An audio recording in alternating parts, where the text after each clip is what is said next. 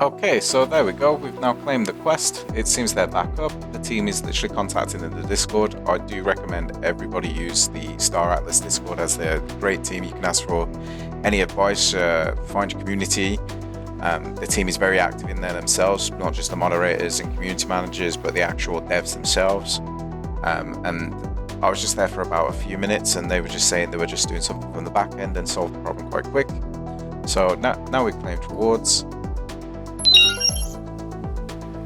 There we go. Okay, daily fully claimed. So I've got my XP, I've got my crew, which is important, and I've also got my Atlas. Okay, so let's go. Next step. So it's asking me to expand Stormery, expand it there. Yet again, it's going to do a briefing. Click expand details to initialize your accounts.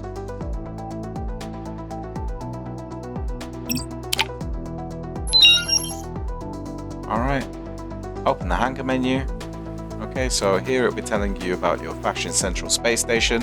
Every single faction will have its own station. Okay, and when you click on general areas, you get nothing, but when you click on your station, you'll get a list like you do when you have ships in an area. Okay, but more importantly, when you're on the station, you'll get all the station interactions down here, right? Okay, so you've got command, and that kind of tells you all the friendly units. So that's like a roster of what you see here. With a general breakdown of their statistics, you know, and then they'll give you some of their power levels, like they're mainly just bikes right now.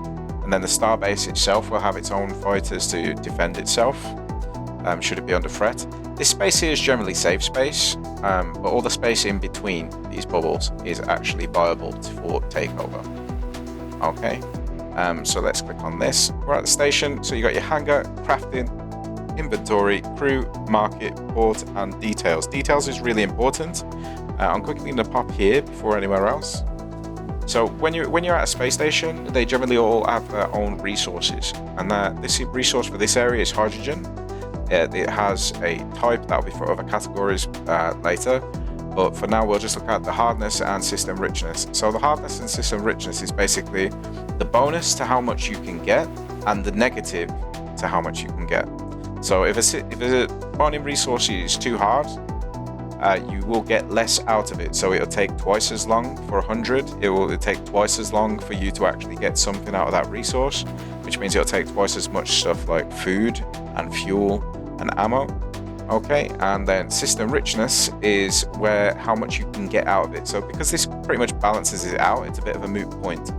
Okay, so you can take your ships here and mine hydrogen at the rate of which your ship's mining ability actually have. Okay, no negatives, no minuses, no pluses either. Okay, people have already been mining, as you can see, 20k. You'll find in Holosim that the resources required to do things is actually quite lower than something like Sage, which require more, because that's more of a long-term game. Whereas this, it's only live for about a month, and then a new build will come out and a new season. So the ability to get things in this game is a much faster process. Okay, so right now it wants us to go to Hangar. So let's go to the Hangar. All right, so form new fleet, as it wants us to do in the quest step here.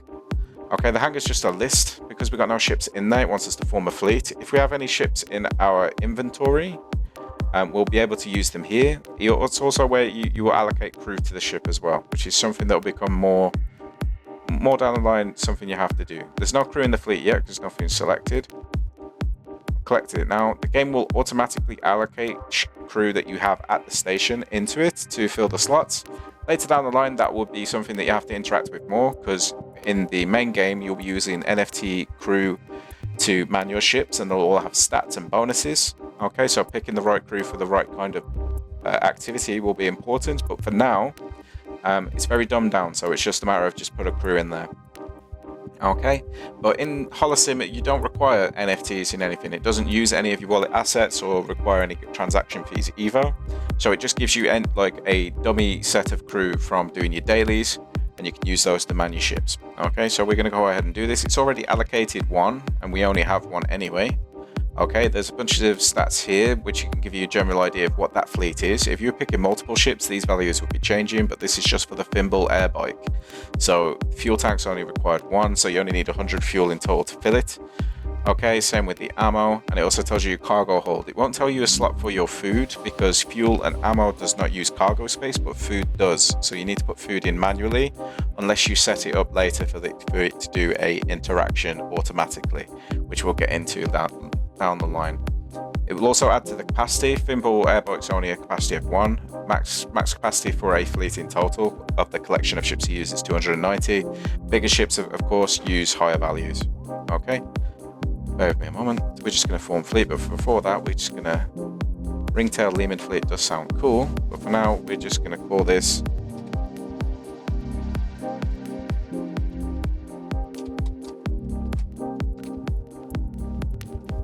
King's Fleet. Okay.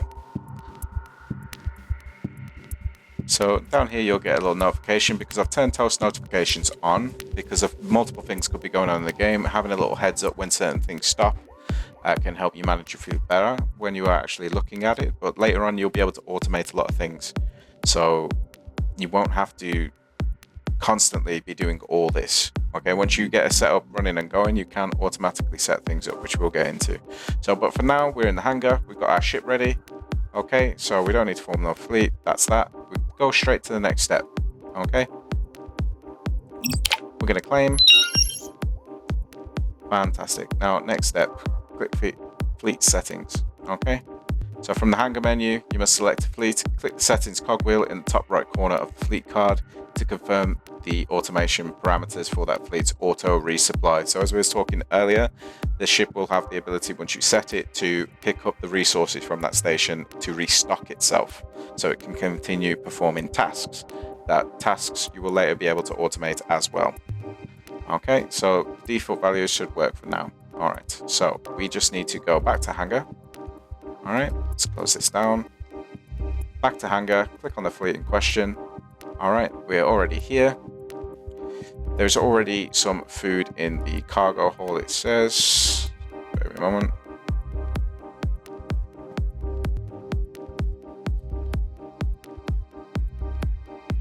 All right, when you click this top cogwheel up here, this will be where you select the category of automation. This works in percent, food does, so you set the value. 10% is all you need to fill the cargo hold for most of the tasks that you will set a thimble hoverboat for.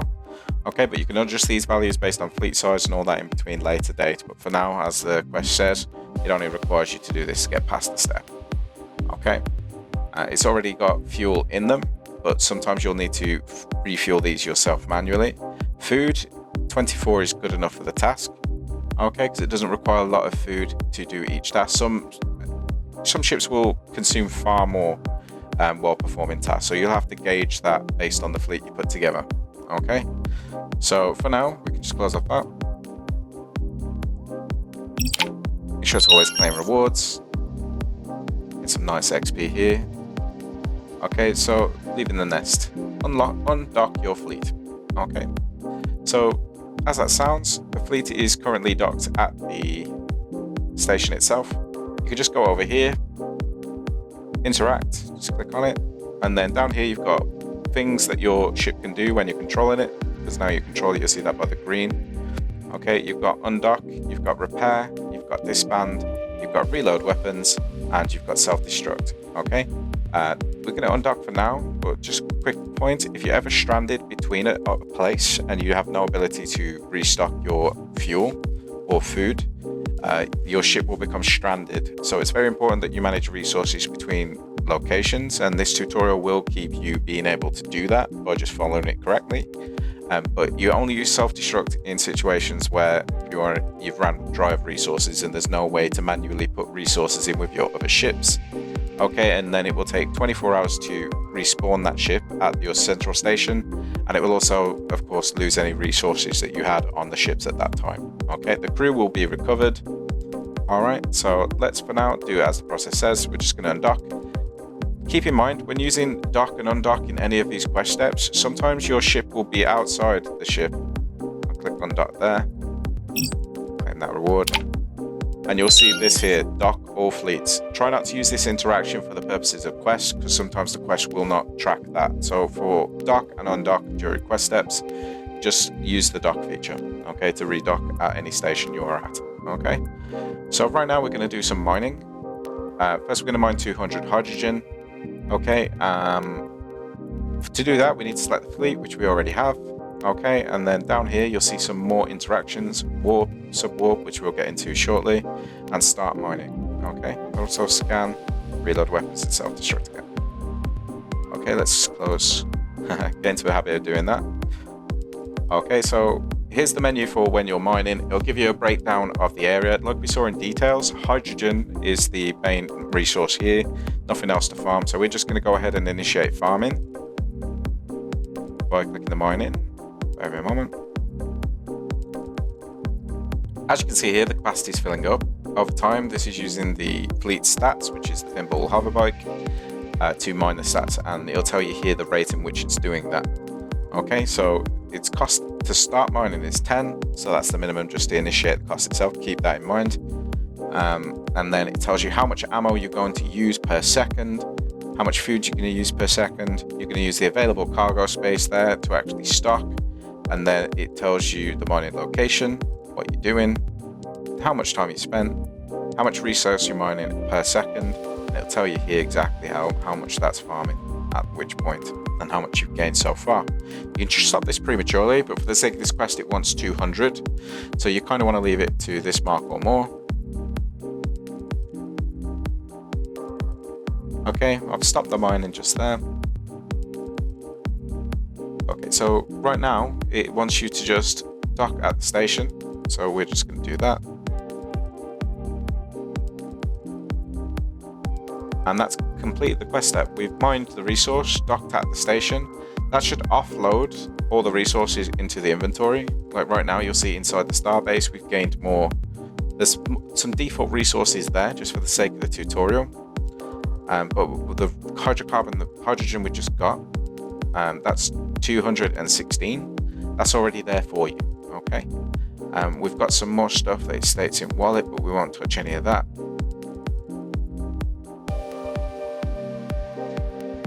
Let's do the next step.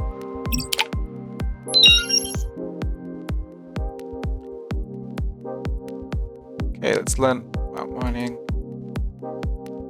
Yeah, again, pause just to read through this. When you're playing it yourself, by all means, if you feel having it explained to you is much easier, you can use this feature for the audio.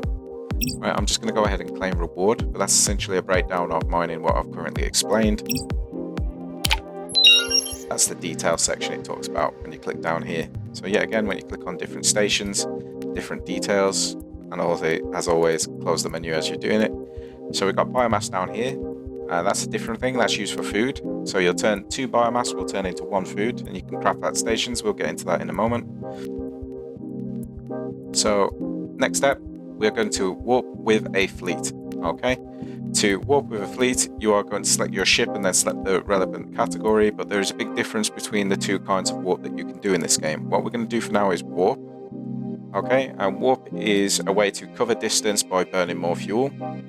Okay, to do that, we're going to have to undock. Okay, and as always, let's close that. And we've got warp and subwarp. Subwarp, you pick a distance and you will go there faster, but you'll burn a considerable more amount of food. If you're only doing a short-term goal, you know, like just going to grab just a scan or something, like you can just go ahead and use warp. But get into the habit of using subwarp for the sake of conserving fuel, so you don't have to make or buy more fuel. This is a good way to save it, is by using subwarp.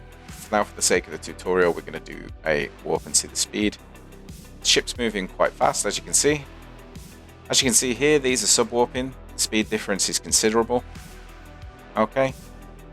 Cuts a lot of the time out, so if you try to get to place faster and you don't want to wait around for it to do it itself, subwarping may be for you, especially if you've got the cash or fuel supply. Okay. Just make sure if you're making a warp journey, consider what the fleet is, what its cargo is, how much fuel you got, how much it uses. Generally, it can be 20% per warp or 10% per warp. It purely depends how your setup is. So just be conscious of that. So if I click on there now, I can see that my fuel tank has gone down 20%. I've lost 20 fuel for that warp to that 2 sectors.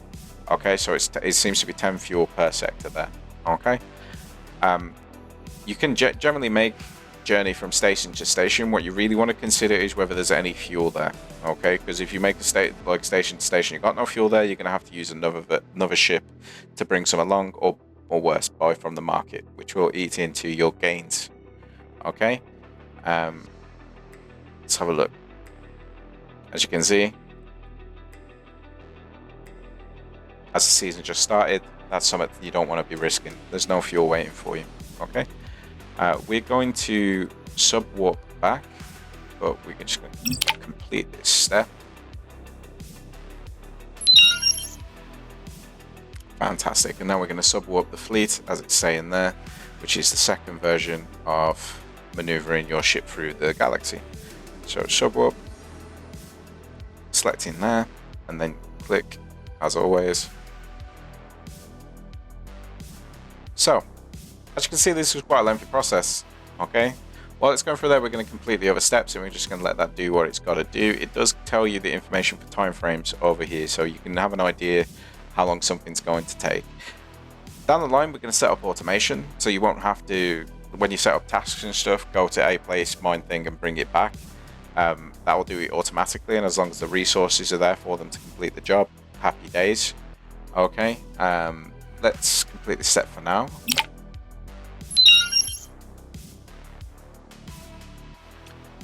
Much like mining, combat is a disciplined strategy, not just firepower. Every ship you command has a unique blend of combat stats, attack power, shield, and regeneration, speed, health, and more. And here's the twist. In Holosim scenario, we've removed the randomness. That means combat outcomes are based purely on ship stats, tactics, and execution. To help you become a true master of warfare, I'm also preparing a combat guide. Once it is ready, you'll find breakdowns in all combat stats, comparisons in different ship classes, and strategic insights on movement, positioning, warp versus subwarp, and more. If your ambition is to walk the path of a soldier, this is a must-read. You'll find the guide in the Guides tab on the quest menu, located in the lower right corner of your interface once finished. But for now, let's shift gears. It's time to explore more covert yet equally thrilling career path, data running. Shall we? Yes, we shall. So lower right corner of your interface once you've finished quests. Let's claim that for now. Expertise, social, following X for YouTube. Okay. As you can see, these steps here: join our Discord channel, follow us on X, follow us on YouTube. These will all reward points. Okay. Bear with me a moment. Let's go to the next tutorial step. Scan with your fleet.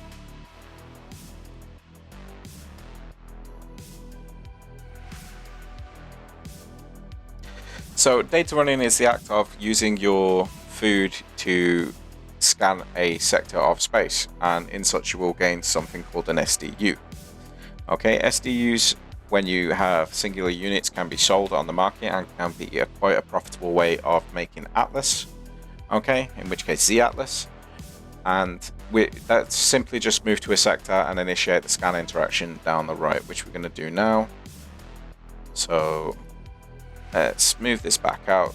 For the sake of things, we're just going to quickly, and I say quickly, I meant warp.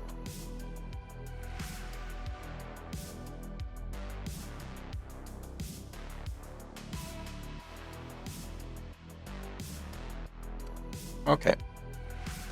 So now that we're in a new area, we're going to scan. So we've got plenty of food, good for now. Scan is down here, click that, boom. You'll see right now there's a survey data unit, that's what SDU. Okay, so we got 0 because some ships do not have the power to actually scan very well, or they may not have found any data whatsoever. It will still generate a category for SDU because you may get a partial percentage of a singular SDU. So it may take multiple scans to accrue one, or if you're lucky, you're in areas where you can scan and get a higher chance for better data, and that you can sell on the markets in game. Okay, we've completed the quest step for now.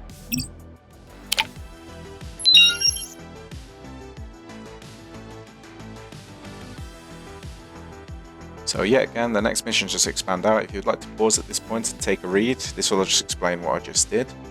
Okay.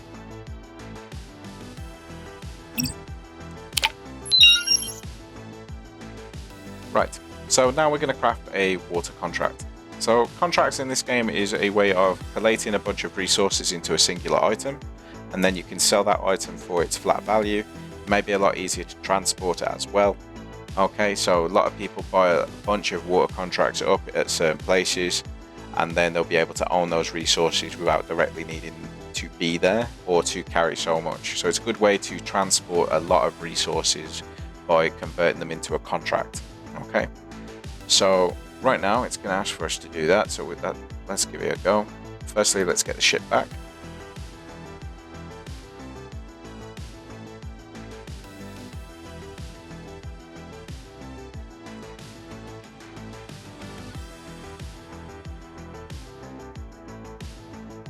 For that hydrogen that we offloaded earlier, we should have enough to actually perform the task, which is 200. Okay, so we can just go straight to the crafting, just to confirm this. We have 216, so we have a little bit extra. Never have too much resources. Okay, so let's go to the craft. Here's the crafting menu. You'll find that some things are locked behind levels, some may not appear at all as well, because that's all very dependent on the experiences that you have. Right, so when you're crafting, you will level up the category, and it will also open up the means to do more. Okay, same with mining, data running, pilot, and combat. These all may be request requirements for quest steps or from NPCs, as well as means to get what you want to be able to craft in the first place, or permissions to do so. Okay, crafting. For now, we're just going to type it in. Just put in water. We've got, and it comes up contract straight away. Here we go. So we have 53 crew available because we've been collecting our dailies and doing these missions. It awards you such. So we're going to make one there, and then just click start. It's only going to take 4 seconds because it's not a long contract. Okay, you can always allocate more crew to complete contracts further. Okay, because you incur a fee whenever you do craft. As you can see here, it is minor, but some of the larger crafts can ask a lot of askless of you. So be prepared when you are, for what purpose you are doing it. Are you crafting a ship? Are you trading for profit? If you're trading for profit in particular, you want to see how much you are actually spending.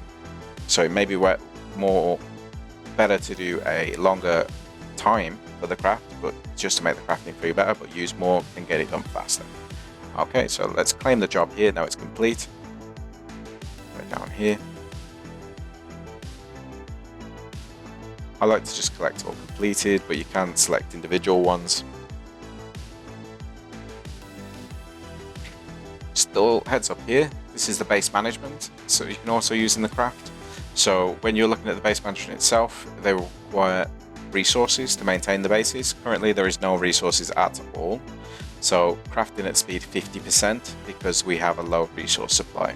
If we as a community replenish the resources, our crafting speeds will be much faster. Okay, as the season develops, as it does in Sage over time, these get resupplied on a regular basis, and there is a good thing and reason to do that because there is a loyalty point system in the game. Okay, because daily you will get payouts because we're literally starting and it's only the Holosim version of the game. Payouts are just going to be small at first, but as the community develops, it will be higher. In Sage, they're generally 1.8 million Atlas every day. And depending on how much loyalty points you've contributed to the 24-hour period, you will get a portion of that layout. So you can take some food, for example. Let's crafting, base management, resupply. Okay, we've got 2,300 food, so let's, for the sake of it, put 300 in. That's going to award me 300 LP. So if I resupply that base here, fantastic. Okay, and then I will go over to here because it will not cover this in the tutorial. I'll quickly go over it now. We go to market now. You can check this at any market and you'll see your loyalty points contributions.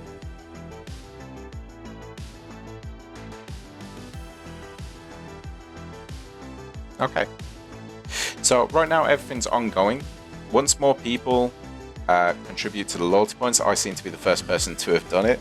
So I'm getting the whole pot of 10,000 right now, unless someone actually wakes up and does the same. Okay, so it's the percentage of what you contribute is what matters. Currently it's 100% because I'm the only one who's contributed, but as more people contribute, the percentage of which you are, it's the total pot.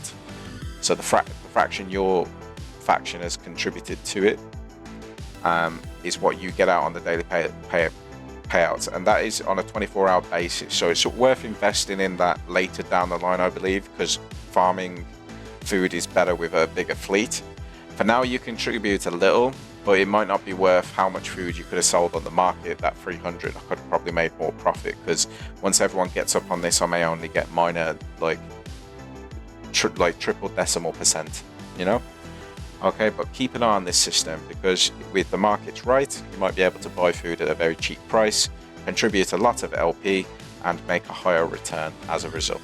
Okay, let's complete the quest step. That translates into Sage as well, and if you master that system, it may be an opportunity to make an actual paid, a nice return on any Atlas you invest in that system. Okay, so let's go to delivery has arrived. Transfer your watercraft to your fleet cargo hold. Okay, now this system right now is asking us to sell a water contract, right? So effectively, the quest itself tells us to go from A to B. Okay, and then buy and well, pretty much sell the contract that we have bought. All right, selling it here will not complete the quest. At least it did not last season.